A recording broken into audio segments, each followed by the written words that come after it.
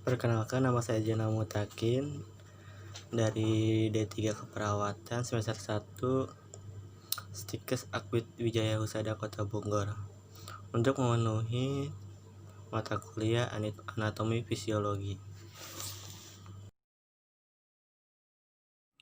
Sistem saraf. Nama Jana Mutakin, prodi D3 Keperawatan TK1, mata kuliah anatomi fisiologi. Sistem saraf. Sistem saraf merupakan jaringan kompleks yang memiliki peran penting untuk mengatur setiap kegiatan dalam tubuh. Beberapa fungsi sistem saraf yang sering Anda dengar adalah untuk berpikir, melihat, bergerak, hingga mengatur berbagai kerja organ tubuh.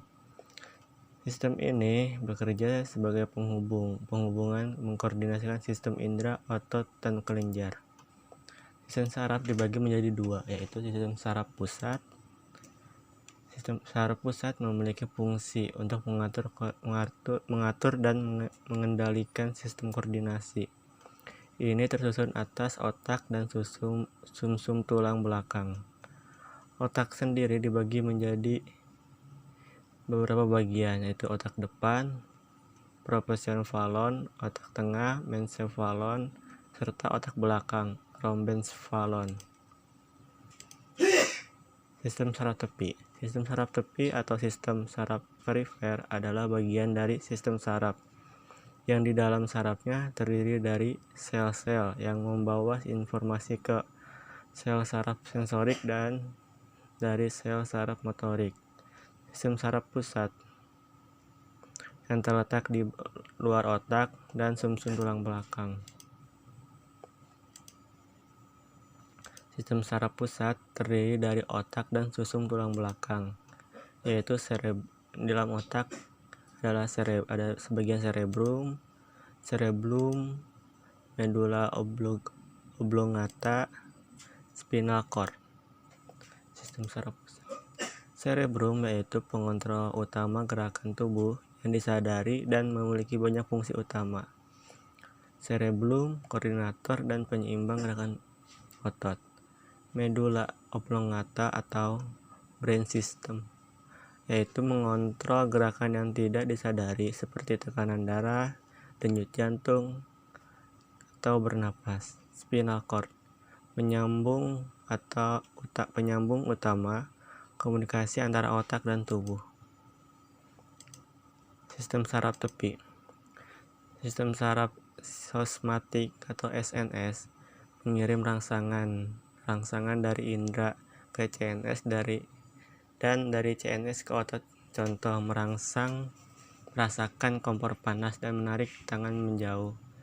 Sistem saraf otonom atau ANS mengatur kegiatan organ vital, paru-paru, perut, usus, hati, jantung, organ eliminatif, dan organ reproduksi. Kita biasanya tidak dapat mengendalikan kerja sistem ini, kecuali menahan panas, mengontrol tekanan darah, berkedip, dan bersin. Tugas dasar sistem saraf yaitu adalah input sensorik, memonitor lingkungan eksternal dan internal, integrasi, memproses informasi dan mengintegrasikan dengan memori yang tersimpan. Output motorik, jika diperlukan, memberi tanda pada organ untuk membuat respon. Sel saraf merupakan satuan kerja utama dari sistem saraf yang berfungsi menghantarkan impuls listrik yang terbentuk akibat adanya suatu stimulus atau rangsangan. Sel saraf juga merupakan jutaan sel saraf ini membentuk suatu sistem saraf. Susunan sel saraf. Dendrit. Dendrit merupakan suatu percabangan dari badan sel yang terlihat seperti tonjolan yang memiliki cabang. Dendrit tersebut berfungsi untuk menerima dan juga menghantarkan rangsangan dari badan sel. Badan sel ini merupakan bagian terbesar dari sel saraf yang mengandung banyak komponen penting.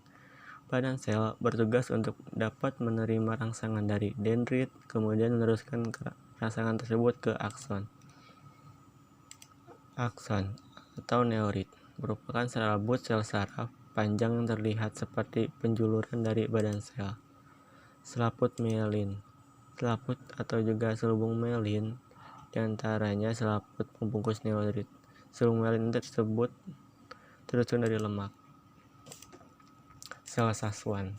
Sel saswan ini merupakan sel yang mengelilingi selubung mielin, berfungsi untuk mempercepat jalannya impuls, menyediakan nutrisi bagi neurit, serta juga membantu regenerasi dari neurit.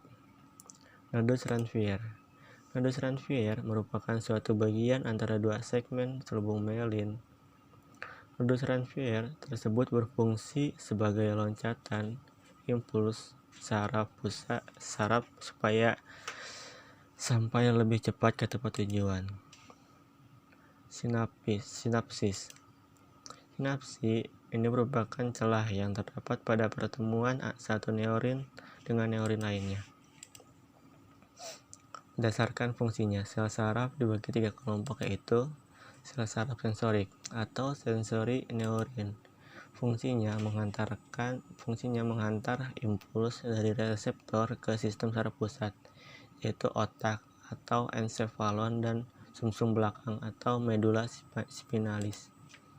Sel saraf intermediate atau relay neuron disebut juga sel saraf asosiasi.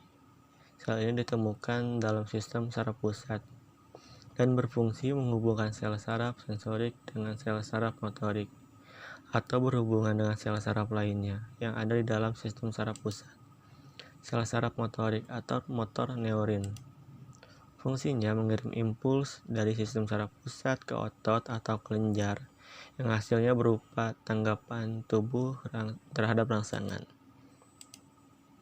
Terima kasih.